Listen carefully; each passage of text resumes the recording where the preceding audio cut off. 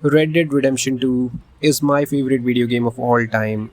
A game that actually brought me back to gaming after a period of, staying away from games for a while. I've always enjoyed gaming ever since I was a kid, but there was this phase in my life starting from around the year 2012, 2013 to 2018, right around the time when RDR2 came out, where I was kind of distant from games because I did not have a good enough PC to handle the games that were coming out, especially after the year 2014, and I did not have a good console also, which was a problem, and I was not making enough money to be able to buy a console and then buy the games as well. So I was kind of slowly drifting away from gaming. By the year 2016, 2017, I started to make a decent amount of money.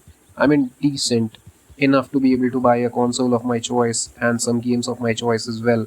But the problem was that by that time I had lost interest in gaming to a great degree. And I was kind of okay playing retro games and games like Left 4 Dead 2 on my weak laptop from the year 2013 and my PSP as well. So I never felt the need to buy a console or a good PC. Then there was this game parlor right next to my workplace, and me and my buddy we used to go there after work, especially on weekends to chill out, and we used to play a lot of GTA 5, Call of Duty Black Ops 3, and it was at that place where I saw RDR2 for the first time. I was just blown away by the graphics, the look, decided to check it out myself, fell in love with the game within the first 30 seconds of trying it. It was just mind blowing, and I don't think any game ever has left such an amazing first impression on me personally. The game looked absolutely gorgeous on that huge screen, and it also had trains, and I love trains in games. I played the game at that game parlor on multiple occasions after that, and I always used to free roam, ride trains and explore the environment as much as I could within the time limit. But it was never a satisfactory experience because, there was a time limit and the place was not exactly cheap. My friend who used to go there with me also felt exactly the same way, that we were kind of teasing ourselves, and he took the initiative and decided to buy a PS4 Pro. After that, I used to go to his place, especially on weekends, and we played a lot of RDR2, completing missions, free roaming, exploring, and whatnot. It was just a blast. I loved the game in every way. Loved the story, loved the characters, loved the open world. Everything about the game is just fantastic. It is a phenomenal game in every possible way. It was during this time that I got to check out some other really good games on his PS4 Pro, like Witcher 3, Shadow of War, and several others. And I slowly got connected once again to the mainstream gaming. And in early 2020, I ended up buying a used PS4 Slim. I actually wanted to buy a gaming laptop because RDR2 was already out on PC by then, but was forced not to because I had to buy a work laptop in that very same time period, and it was something that couldn't be fancy looking. So I decided to go with a used PS4 Slim for gaming, and then I bought a work laptop along with it. The decision proved to be both good and bad. Good because I ended up playing a ridiculous amount of RDR2 throughout the pandemic phase, especially the lockdown phase, and had a ton of fun. It kept me busy and really entertained, and I had a blast and played some other games too. It was really fun. And bad because right after the pandemic, or the first phase of the pandemic, the console just died. I sold it at a loss, and about a year later, I finally ended up buying a gaming laptop. Playing RDR2 at 60 FPS is a much better experience. 30 FPS on console was great, but 60 is better. It's really well optimized on PC, and the game is actually a masterpiece in every single aspect. The story, the voice acting, the characters, the setting, the sound design, the scenery, the NPC behavior. It's got trains as well. I mean, I love everything about this game, and I always end up going back to it. It really relaxes me, just free roaming and vibing. It's fantastic.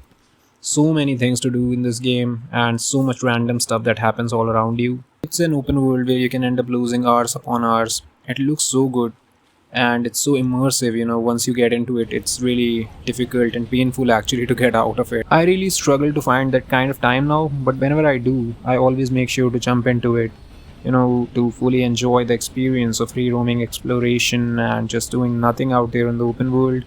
And there's always some random stuff that happens out there to entertain you even more. And those journeys you go on, those adventures, mini adventures that you go on, fantastic. I mean, it's unique, it's a very special game. The story itself is really special with amazing characters, great voice acting, and believable characters. I really loved the character of Arthur, but there's one thing that I would say: I never felt bad for him. His character was really powerful, intelligent, but flawed. Characters like Jose and Arthur, they knew that Dutch was losing it, but they decided to follow him anyways, and he led them into the disaster that happens later on. I love the fact that the game has animations for almost everything: oiling your gun, cooking, crafting, hunting. It really takes you into that moment, enhances the experience so much, makes it so much more immersive. Then the open world itself is huge and a treat to the eyes. It feels bigger than it actually is thanks to the slow traversal on a horseback, which is not a negative at all, because you want to enjoy the scenery in a game like this while traveling from point A to point B. That's the fun of it.